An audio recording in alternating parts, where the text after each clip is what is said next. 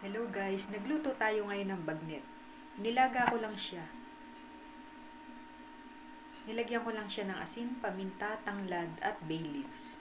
Hiniwa-hiwa ko lang siya guys. Sasak lang natin yan sa air fryer.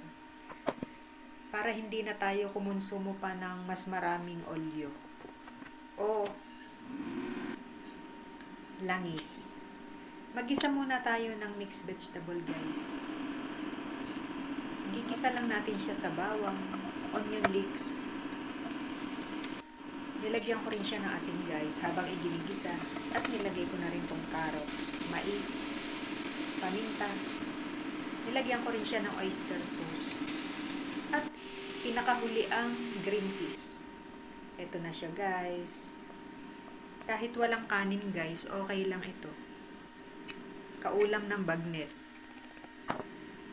Ayan na nga, napakalutong. Naglagay din ako ng sausawan guys ng ating suka.